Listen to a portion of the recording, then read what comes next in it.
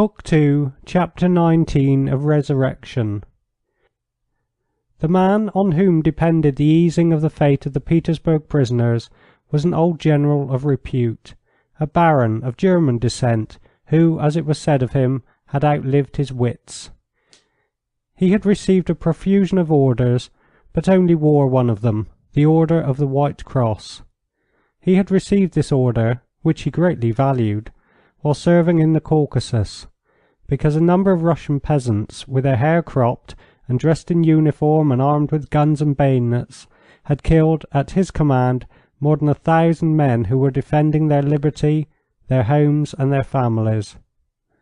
Later on he served in Poland, and there also made Russian peasants commit many different crimes, and got more orders and decorations for his uniform.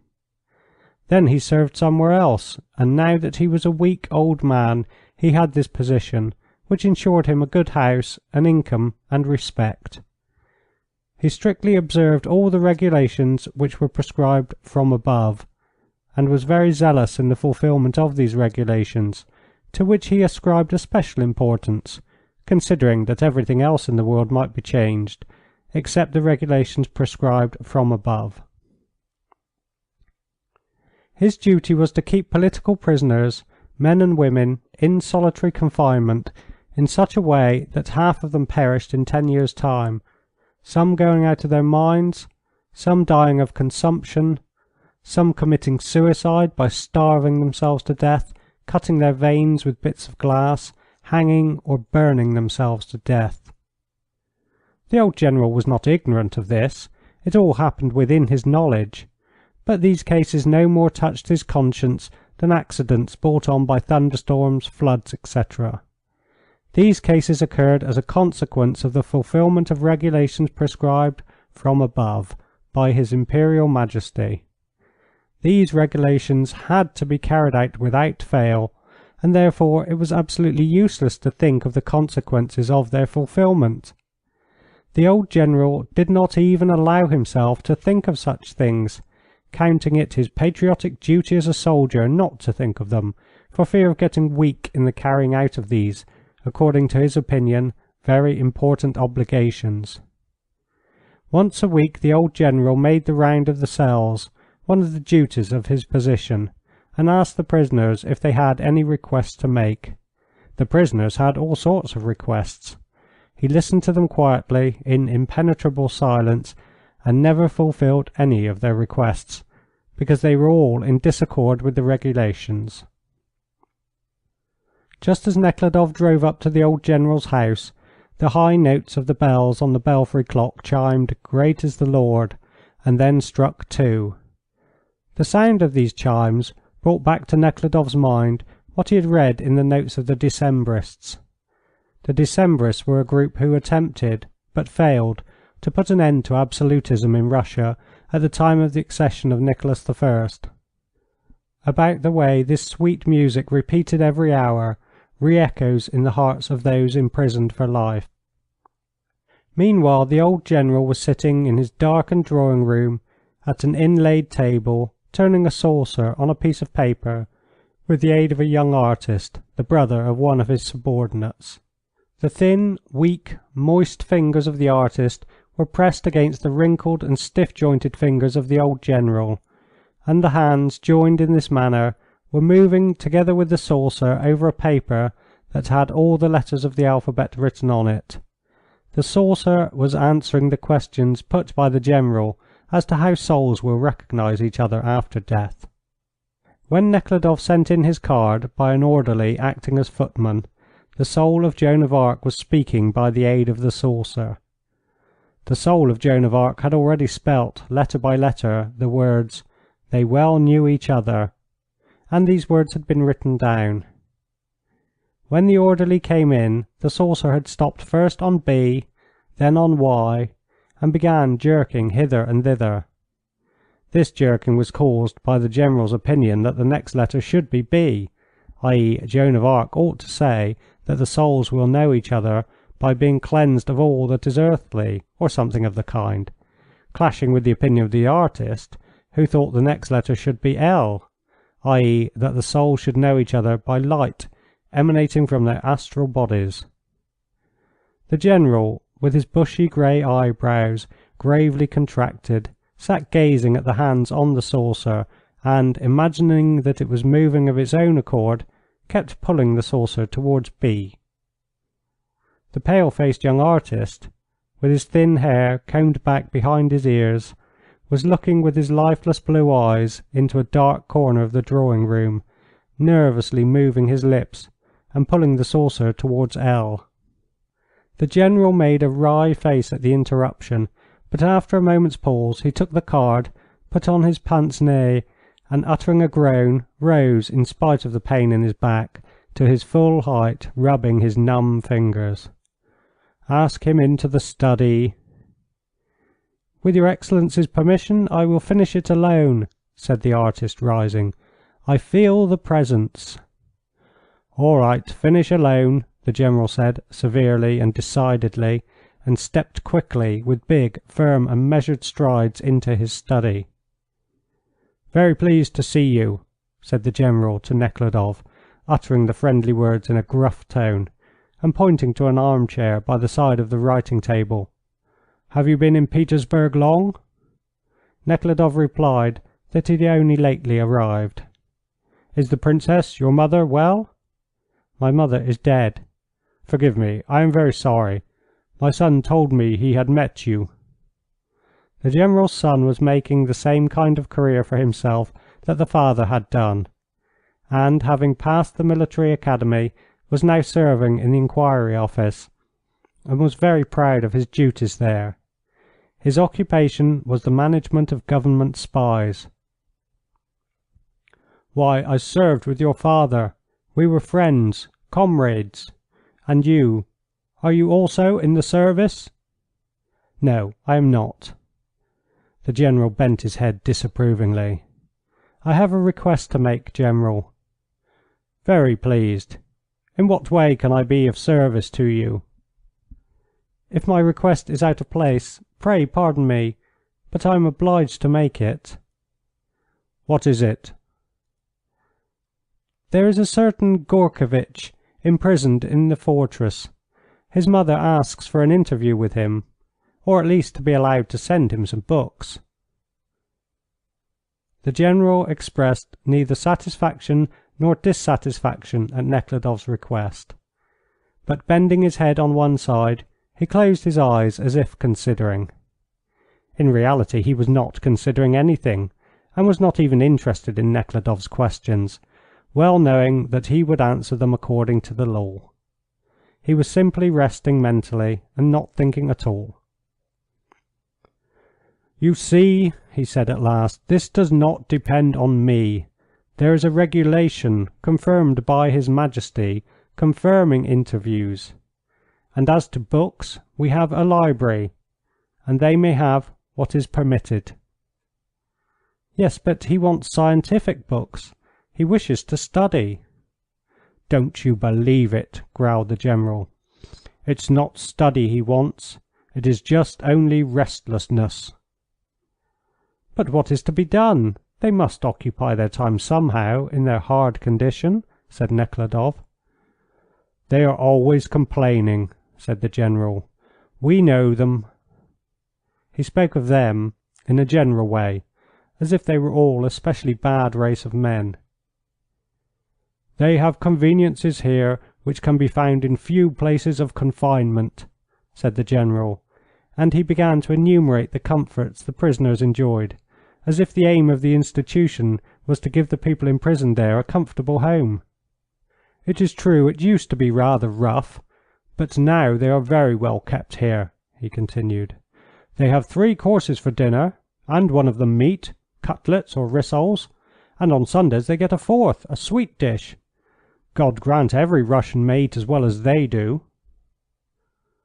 Like all old people, the General, having once got on to a familiar topic, enumerated the various proofs he had often given before of the prisoners being exacting and ungrateful. "They get books on spiritual subjects and old journals. We have a library, only they rarely read. At first they seem interested. Later on the new books remain uncut, and the old ones with their leaves unturned. We tried them, said the old General, with a dim likeness of a smile. We put bits of paper in on purpose, which remained just as they had been placed. Writing is also not forbidden, he continued. A slate is provided, and a slate pencil, so that they can write as a pastime. They can wipe the slate and write again, but they don't write either. Oh, they very soon get quite tranquil. At first they seem restless, but later on they even grow fat and become very quiet. Thus spoke the General, never suspecting the terrible meaning of his words.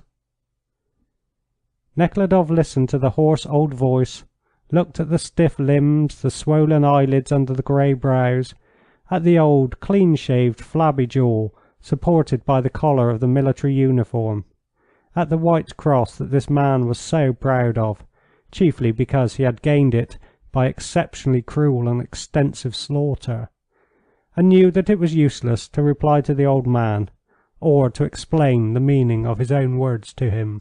He made another effort, and asked about the prisoner Shostova, for whose release, as he had been informed that morning, orders were given. Shostova, I cannot remember all their names. There are so many of them, he said, as if reproaching them because there were so many. He rang and ordered the secretary to be called. While waiting for the latter, he began persuading Nekhludoff to serve, saying that honest noblemen, counting himself among the number, were particularly needed by the Tsar and the country, he added, evidently only to round off his sentence. I am old, yet I am serving still, as well as my strength allows. The secretary, a dry, emaciated man, with restless, intelligent eyes, came in and reported that Shostova was imprisoned in some queer, fortified place, and that he had received no orders concerning her. When we get the order, we shall let her out the same day. We do not keep them. We do not value their visits much, said the General, with another attempt at a playful smile, which only distorted his old face. Nekhludoff rose, trying to keep from expressing the mixed feelings of repugnance and pity which he felt towards this terrible old man. The old man, on his part, considered that he should not be too severe on the thoughtless and evidently misguided son of his old comrade, and should not leave him without advice. "Good-bye, my dear fellow. Do not take it amiss. It is my affection that makes me say it. Do not keep company with such people as we have at our place here. There are no innocent ones among them. All these people are most immoral. We know them," he said, in a tone that admitted no possibility of doubt. And he did not doubt, not because the thing was so, but because, if it was not so, he would have to admit himself to be not a noble hero living out the last days of a good life, but a scoundrel who sold, and still continued in his old age to sell, his conscience. "Best of all, go and serve," he continued. "The Tsar needs honest men, and the country," he added. "Well, supposing I and the others refuse to serve as you are doing, who would be left? Here we are, finding fault with the order of things, and yet not wishing to help the government." With a deep sigh Nekhludoff made a low bow, shook the large, bony hand condescendingly stretched out to him, and left the room. The General shook his head reprovingly, and rubbing his back, he again went into the drawing-room where the artist was waiting for him. He had already written down the answer given by the soul of Joan of Arc. The General put on his pince-nez and read, "Will know one another by light emanating from their astral bodies." "Ah," said the General, with approval, and closed his eyes. "But how is one to know if the light of all is alike?" he asked, and again crossed fingers with the artist on the saucer. The izvozchik drove Nekhludoff out of the gate. "It is dull here, sir," he said. turning to Nekhludoff. "I almost wished to drive off without waiting for you." Nekhludoff agreed. "Yes, it is dull," and he took a deep breath and looked up with a sense of relief at the grey clouds that were floating in the sky, and at the glistening ripples made by the boats and steamers on the Neva. End of Book 2, Chapter 19. Book 2, Chapter 20 of Resurrection. The next day Maslova's case was to be examined at the Senate, and Nekhludoff and the advocate met at the majestic portal of the building, where several carriages were waiting. Ascending the magnificent and imposing staircase to the first floor, the advocate, who knew all the ins and outs of the place, turned to the left and entered through a door which had the date of the introduction of the Code of Laws above it. After taking off his overcoat in the first narrow room, he found out from the attendant that the senators had all arrived, and that the last had just come in. Fanarin, in his swallow-tail coat, a white tie above the white shirt front, and a self-confident smile on his lips, passed into the next room. In this room there were to the right a large cupboard and a table, and to the left a winding staircase, which an elegant official in uniform was descending with a portfolio under his arm. In this room an old man with long white hair and a patriarchal appearance attracted everyone's attention. He wore a short coat and grey trousers. Two attendants stood respectfully beside him. The old man with white hair entered the cupboard and shut himself in. Fanarin noticed a fellow advocate dressed in the same way as himself, with a white tie and dress coat, and at once entered into an animated conversation with him. Nekhludoff was meanwhile examining the people in the room. The public consisted of about 15 persons, of whom 2 were ladies, a young one with a pince-nez, and an old grey-haired one. A case of libel was to be heard that day, and therefore the public were more numerous than usual, chiefly persons belonging to the journalistic world. The usher, a red-cheeked, handsome man in a fine uniform, came up to Fanarin and asked him what his business was. When he heard that it was the case of Maslova, he noted something down and walked away. Then the cupboard door opened, and the old man with the patriarchal appearance stepped out, no longer in a short coat, but in a gold-trimmed attire which made him look like a bird, and with metal plates on his breast. This funny costume seemed to make the old man himself feel uncomfortable, and, walking faster than his wont, he hurried out of the door opposite the entrance. "That is Bay, a most estimable man," Fanarin said to Nekhludoff, and then, having introduced him to his colleague, he explained the case that was about to be heard, which he considered very interesting. The hearing of the case soon commenced, and Nekhludoff, with the public, entered the left side of the Senate chamber. They all, including Fanarin, took their places behind a grating. Only the Petersburg advocate went up to a desk in front of the grating.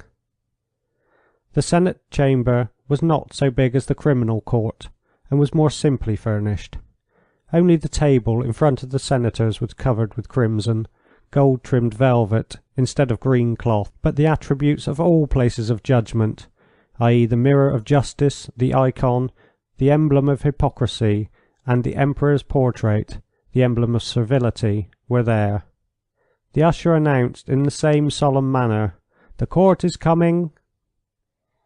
Everyone rose in the same way, and the senators entered in their uniforms and sat down on high-backed chairs and leant on the table, trying to appear natural, just in the same way as the judges in the court of law. There were 4 senators present: Nikitin, who took the chair, a clean-shaved man with a narrow face and steely eyes; Wolf, with significantly compressed lips and little white hands, with which he kept turning over the pages of the business papers; Skovorodnikov, a heavy, fat, pock-marked man, the learned lawyer; and Bay, the patriarchal-looking man who had arrived last.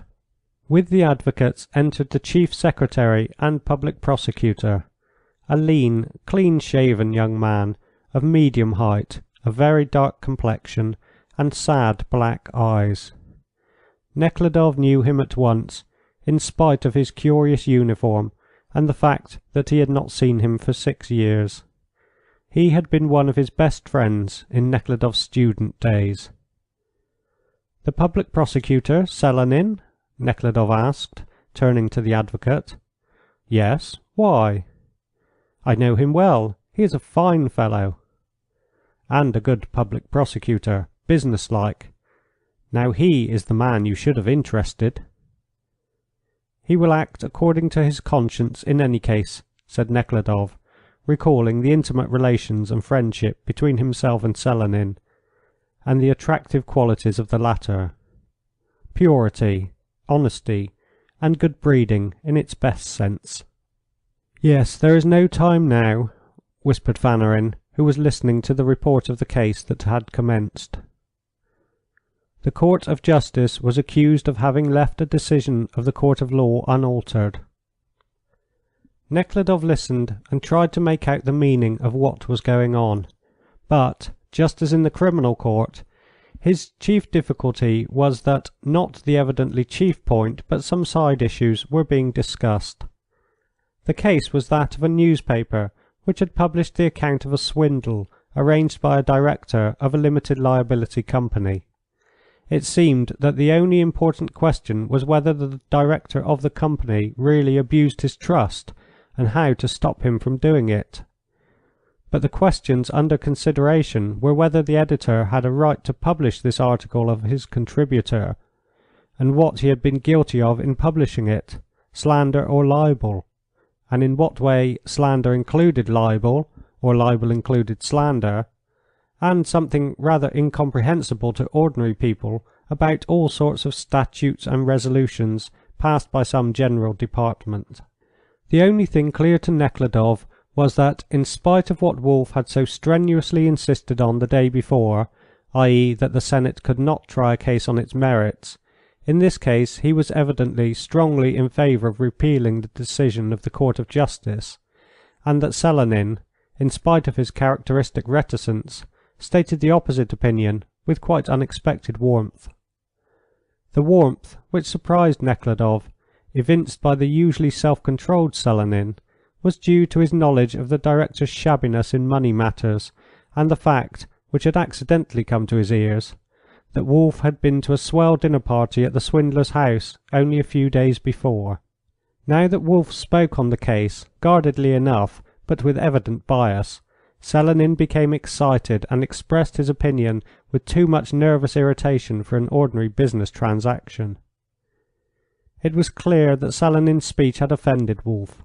He grew red, moved in his chair, made silent gestures of surprise, and at last rose with a very dignified and injured look, together with the other senators, and went out into the debating room. "What particular case have you come about?" the usher asked again, addressing Fanarin. "I have already told you, Maslova's case." "Yes, quite so. It is to be heard today, but—" "But what?" the advocate asked.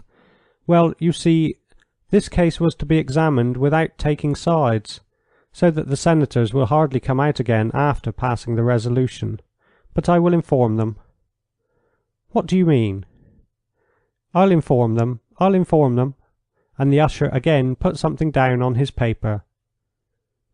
The senators really meant to pronounce their decision concerning the libel case, and then to finish the other business, Maslova's case among it, over their tea and cigarettes, without leaving the debating room. End of Book 2, Chapter 20.